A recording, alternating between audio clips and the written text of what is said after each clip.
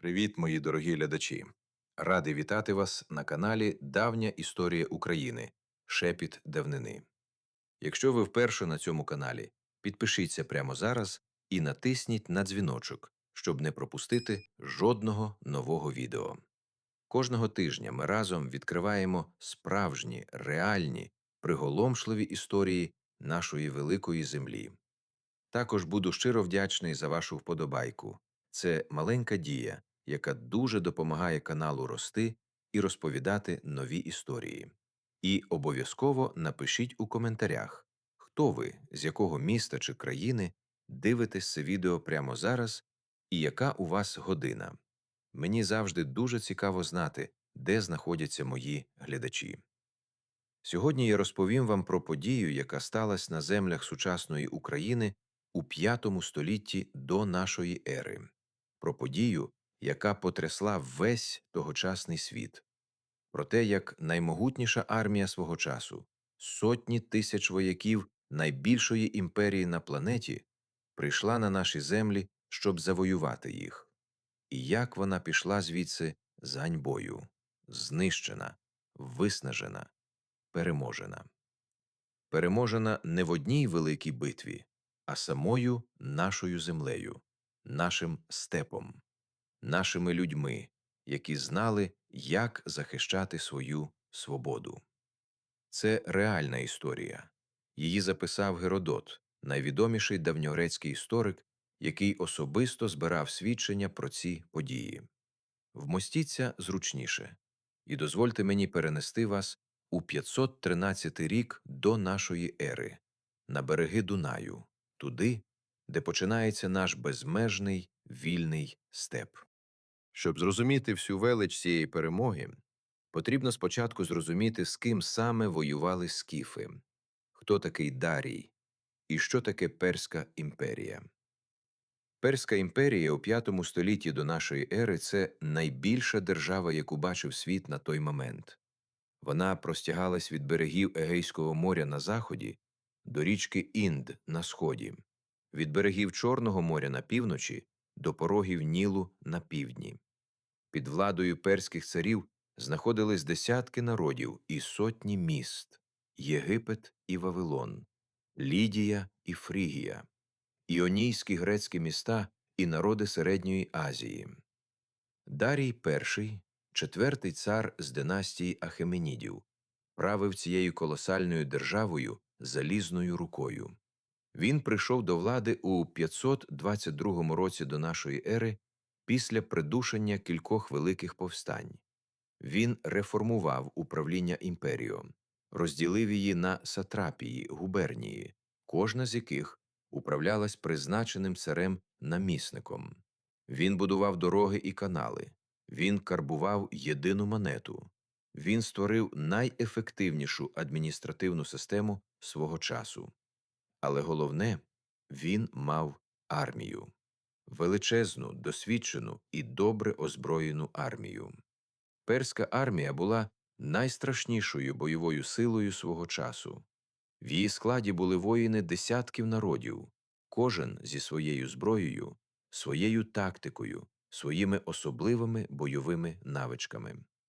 Перські безсмертні, елітна гвардія з 10 тисяч найкращих воїнів, були відомі по всьому давньому світу.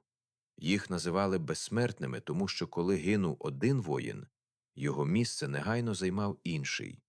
Їх ряди ніколи не рідшали. До цього додавались лучники з Мідії і Персії, кіннота зі степів Середньої Азії, піхота з Єгипту і Вавилону, колісниці, слони, флот. Геродот писав, що армія Дарія, яка вирушила на скіфів, налічувала 700 тисяч воїнів.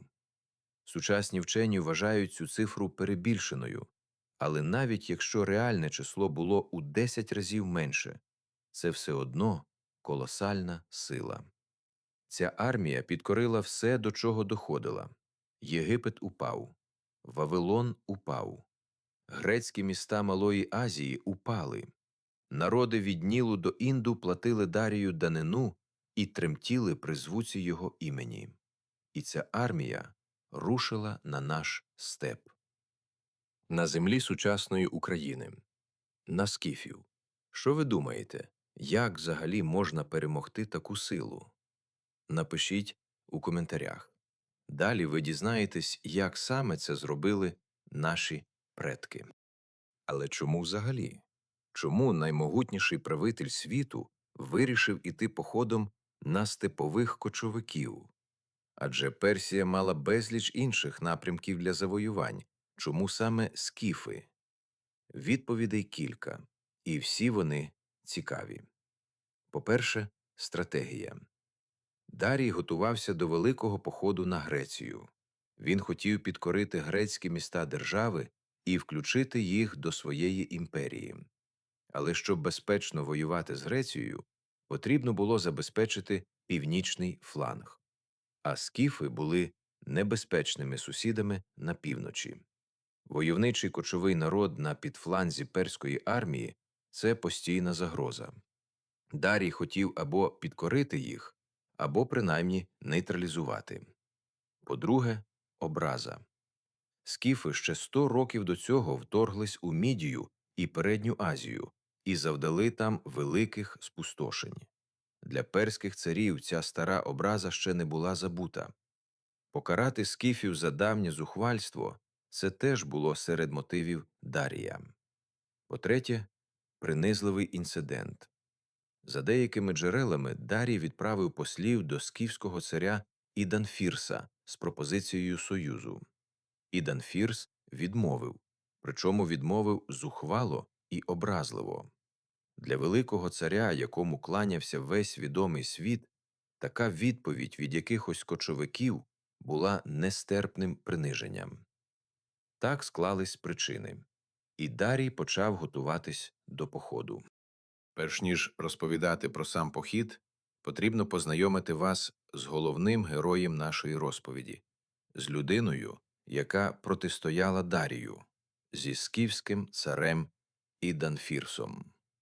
Про Іданфірса ми знаємо порівняно небагато, але те, що знаємо, малює дуже яскравий і незабутній портрет.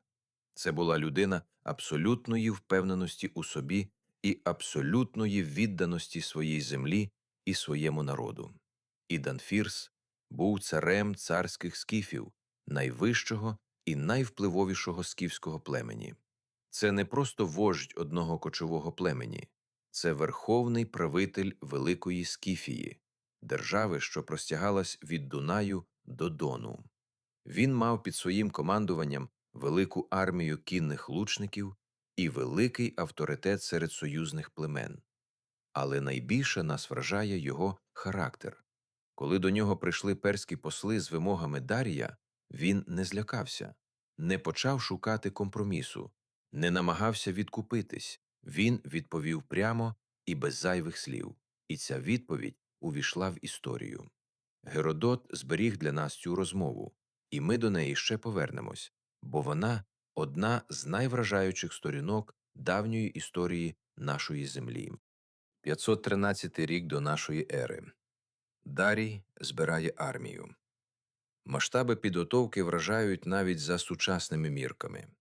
З усіх кінців величезної імперії тягнуться загони – з Персії і Мідії, з Єгипту і Вавилону, з Малої Азії і Середньої Азії.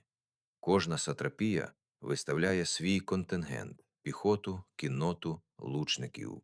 Із узбережжя Егейського моря збирається флот – сотні кораблів, які мають плисти вздовж берегів Чорного моря і підтримувати сухопутну армію з моря. Дарій особисто керує підготовкою. Він – досвідчений і талановитий організатор. Логістика перської армії навіть за сучасними мірками вражає. Зерно і сушене м'ясо для сотень тисяч воїнів, фураж для тисяч коней, зброя і обладунки, медичне забезпечення. Все це потрібно зібрати, організувати і доставити до місця збору. Місцем збору стала Фракія, землі сучасної Болгарії і частково Туреччини. Туди з усіх боків стягувались перські сили. Туди прибув і сам Дарій. Туди ж підійшов флот. Перед форсуванням Боспору Фракійського, протоки, що з'єднує Середземне і Чорне моря, Дарій наказав збудувати понтонний міст. Грецький інженер Мандрокл побудував цей міст через протоку, і Дарій залишився задоволений. Він щедро нагородив інженера і наказав увіковічити цю подію на картині. Армія переправилась через протоку і рушила на північ через Фракію. Дарій підкоряв фракійські племена одне за одним. Більшість здавались без бою перед обличчям такої сили. Тільки гети, одне з фракійських племен, наважились чинити опір, але їх швидко придушили. Армія вийшла до гирла Дунаю. Тут флот знову збудував понтонний міст, цього разу через широкий Дунай. Переправа такої величезної армії через велику річку сама по собі грандіозна логістична операція. Але перська машина війни впоралась. Перед переправою Дарій зробив символічний жест. Він залишив іонійських греків, союзників, які надали флот, охороняти міст через Дунай. Він дав їм ремінь 60 вузлами і сказав: «Розв'язуйте по одному вузлу щодня. Якщо за 60 днів я не повернусь, можете плисти додому. Якщо повернусь раніше, чекайте». Це важлива деталь. Дарій планував завершити кампанію за 2 місяці. Він був впевнений, що це буде швидка і легка перемога. Скіфи – просто кочовики. Що вони можуть зробити проти його армії? Він дуже помилився. Поки Дарій збирав армію і рухався через Фракію, скіфи теж не сиділи, склавши руки. Вони отримували інформацію про наближення персів, і вони готувались. Ідан Фірс розумів головне – у відкритому бою проти такої армії скіфи програють. Не тому, що вони слабкіші, як воїни, а тому, що Дарій має надто велику чисельну перевагу. Битися проти сотень тисяч відкрито – самогубство. Значить, потрібна інша стратегія. І Ідан Фірс її розробив. Стратегія проста у своїй геніальності – не давати персам бою. Відступати, заманювати вглиб степу, виснажувати, позбавляти їжі і води і чекати, поки ворог сам знищить себе. Але перш ніж реалізувати цей план, Ідан Фірс скликав нараду союзників. Скіфи не були самотні. Навколо них жили інші народи – таври кримські, яких ми вже знаємо з попереднього відео, савромати, агафірси, гелони, будини. Ідан Фірс звернувся до них з простим аргументом: якщо Дарій переможе скіфів, він прийде і до вас. Краще битись разом зараз. Відповіді були різними. Одні погодились допомогти, інші відмовились. Вони сподівались, що Дарій залишить їх у спокої. Ідан Фірс не тиснув. Він лише попередив: коли перси прийдуть до вас, не ображайтесь, що ми не допоможемо. Скіфи також провели важливу підготовчу операцію. Вони почали знищувати все, що могло нагодувати перську армію. Випалювали траву на шляху персів, засипали або отруювали колодязі і джерела, переганяли худобу подалі від маршруту перського наступу. Степ і так не дуже щедрий на воду і їжу для величезної армії, а спалений і спустошений степ – це пастка. 300 тисяч людей і тисячі коней потребують колосальну кількість води і фуражу щодня. Якщо цього немає, армія починає гинути без жодної битви. Ідан Фірс зробив ще одну важливу річ. Він розділив скіфські сили. Частина армії мала весь час перебувати поруч з персами, близько, але не занадто, дражнити їх, провокувати, не давати відпочивати, відходити, коли перси атакують, і постійно заманювати далі вглиб степу, далі від Дунаю, далі від рятівного мосту. Інша частина скіфських сил мала завдавати раптових ударів по перських загонах, що відділялись від основної армії, знищувати фуражирів, нападати на обози, перехоплювати гінців. Це була геніальна стратегія, і вона спрацювала ідеально. Уявіть себе перським воїном у цьому степу. Ви маршируєте вже тиждень, спека, спрага. Попереду безмежна рівнина, ворога не видно, але він є, десь там. І ви знаєте, що він є. Що б ви відчули? Напишіть у коментарях. І ось перська армія форсувала Дунай і вступила у скіфський степ на наші землі. Перші дні – тиша. Навколо безмежна рівнина. Ні міст, ні сіл, ні людей. Тільки трава і небо. Перси рухаються вперед, але натрапляють лише на порожнечу. Ніде немає противника, якого можна було б атакувати і перемогти. На третій день вдалині з'явились скіфські вершники, невеликий загін. Перська кіннота кинулась у погоню. Скіфи легко відірвались і зникли за обрієм. Ніякого результату. Лише втомлені коні і розчарування. Так тривало день за днем. Скіфи з'являлись і зникали, манили за собою. Щоразу уводили перських вершників від основної армії, а там чекала засідка. Невеликий загін персів, що відірвався від своїх, не повертався. Більше нікого. Дарій рухався вглиб степу, на північ і на схід. Він перетнув річку Дніпро, потім продовжував рухатись далі. Він спалив кілька покинутих скіфських стоянок, але самих скіфів так і не зустрів у бою. Його армія поступово заходила все далі від Дунаю, все далі від своїх баз постачання, все далі від рятівного мосту. І ось настав момент, коли Дарій вирішив діяти дипломатично. Він відправив посла до Іданфірса з ультиматумом. Геродот зберіг нам текст цього послання, і воно варте того, щоб навести його повністю. Дарій написав Іданфірсу приблизно так. «Навіщо ти весь час тікаєш? У тебе є два варіанти. Якщо ти вважаєш себе достатньо сильним, зупинись і прийми бій. Якщо ні, визнай мою зверхність. Надішли мені землю і воду як знак покори, і ми поговоримо про умови».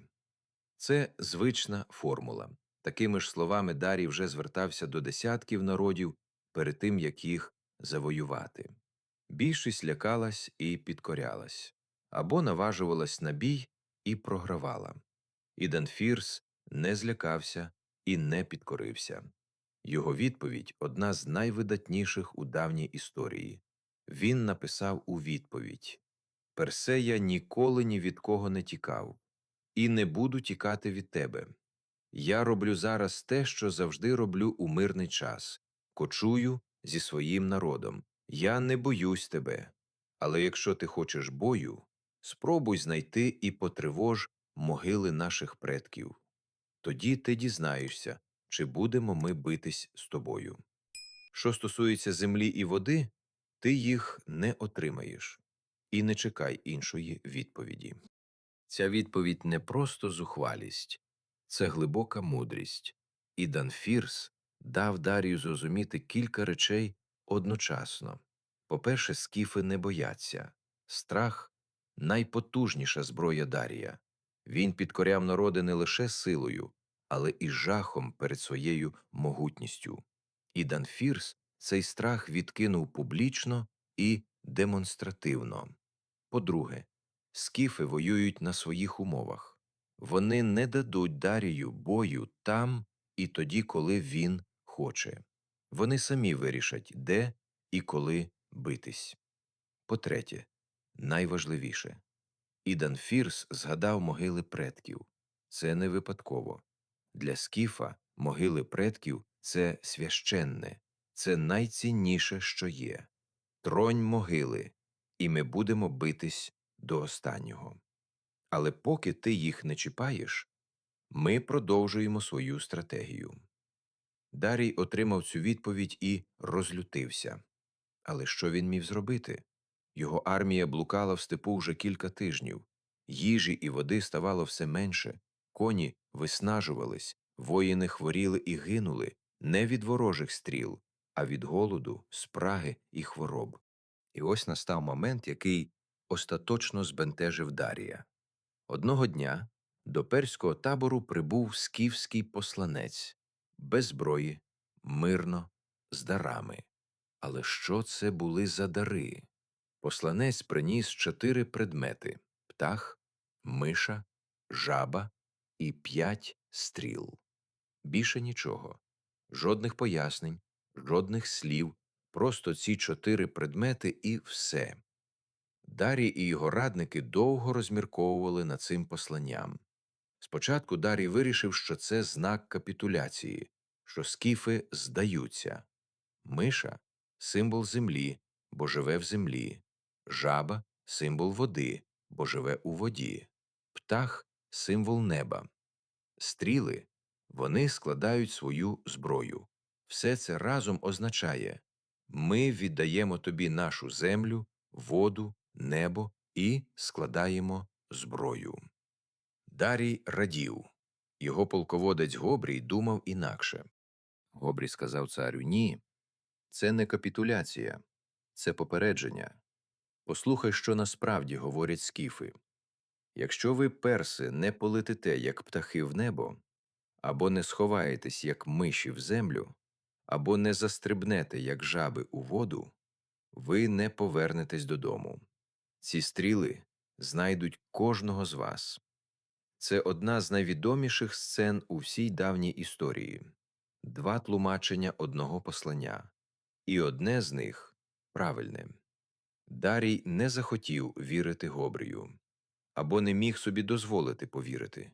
Адже визнати, що ці послання – загроза, означало б визнати, що він і його армія у небезпеці, що похід провалився, що він, великий цар-завойовник, потрапив у пастку. Але реальність говорила своє. Армія виснажувалась щодня. Скіфи так і не давали бою. Провізії ставало все менше. Коней гинуло все більше.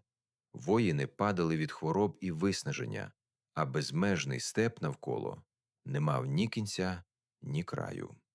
Що ви думаєте, яке тлумачення правильне – Дарія чи Гобрія? Напишіть у коментарях. Поки Дарій роздумував над загадковими дарами, скіфи продовжували свою стратегію. І тепер вони почали грати з перською армією, буквально.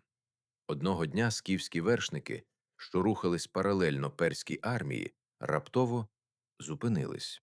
Вони побачили зайця і почали його переслідувати, сміючись і кричачи, забувши про персів. Дарій побачив це і запитав, чому скіфи так реагують на зайця. Йому відповіли: «Вони ставляться до нас з таким презирством, що навіть не вважають нас гідними своєї уваги. Ловлять зайця замість того, щоб готуватись до бою з нами». Ця сцена знову описана у Геродота, і вона геніальна у своїй простоті. Скіфи демонстративно показали Дарію: «Ти для нас не страшний. Ти менш цікавий, ніж заєць у степу. Ми тебе не боїмось». Для Дарія, людини, яку боявся весь світ, це було нестерпним приниженням. Але що він міг зробити?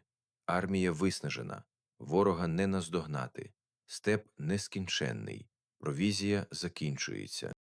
Настав момент, коли Дарій мусив прийняти важке рішення. Його армія провела в степу вже більше місяця. Провізія була на межі. Хвороби косили воїнів, коні гинули від браку фуражу і води, а скіфи, свіжі, відпочилі і добре нагодовані на своїх таємних пасовищах, продовжували свою виснажливу гру. Скіфи відчули, що час прийшов, і Данфірс вирішив, що перська армія достатньо виснажена для вирішального удару. Він почав збирати сили для справжньої атаки. Але тут сталося щось несподіване. Вночі скіфські вершники підігнали до персів велике стадо худоби, немов залишили його без нагляду. Перські воїни кинулись до тварин, адже провізія закінчувалась і м'ясо було необхідне. Почався галас і безлад. Під покровом цього галасу і безладу Дарій зробив те, чого від нього ніхто не очікував. Він наказав тихо вивести кращу частину армії і залишити в таборі тільки слабких, хворих і непридатних до бою воїнів, а ще всіх ослів і мулів, яких наказав прив'язати, щоб вони ревіли. Вночі Дарій з гвардією і кращими частинами армії таємно рушив на південь, до Дунаю, до мосту, додому. Вранці скіфи підійшли до перського табору. Вони були готові до бою, але побачили лише хворих і знесилених воїнів, і ревучих ослів. Дарій втік. Скіфи кинулись у погоню, але Дарій вже переправлявся через Дунай. Іонійські греки, що охороняли міст, дочекались царя і переправили його на інший берег. Потім міст було зруйновано. Так закінчився найбільший похід на землі України у давній історії. Наймогутніша армія світу прийшла підкорити наш степ і пішла звідси з ганьбою, без перемоги, без здобичі, без того, чого хотіла.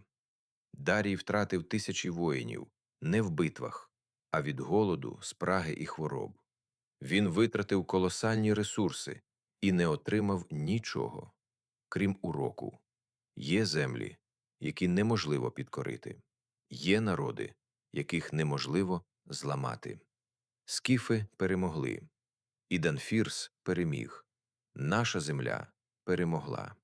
І ця перемога – одна з найвидатніших в усій давній історії. Перемога не зброєю, а розумом, не силою, а витримкою, не атакою, а захистом рідної землі. Хіба це не схоже на те, що відбувається сьогодні? Хіба сьогоднішні українці не доводять щодня цю землю неможливо підкорити? Що дух вільного народу сильніший за будь-яку армію? Це одна кров, один дух, одна земля. Якщо ця розповідь вас вразила, будь ласка, поставте вподобайку. Це дуже важливо для розвитку каналу. Поділіться цим відео з друзями і рідними. Нехай більше українців знають про цю велику перемогу нашої землі. Підпишіться на канал Давня історія України «Шепіт давнини», якщо ще не підписані. Попереду ще багато неймовірних і абсолютно реальних історій нашої великої землі. І обов'язково напишіть у коментарях, з якого ви міста чи країни, яка у вас зараз година, що вас найбільше вразило в цій історії. Може, я щось упустив, або хочете щось додати, буду дуже радий почути вашу думку. До зустрічі у наступному відео. Бережіть себе і своїх близьких. Слава Україні!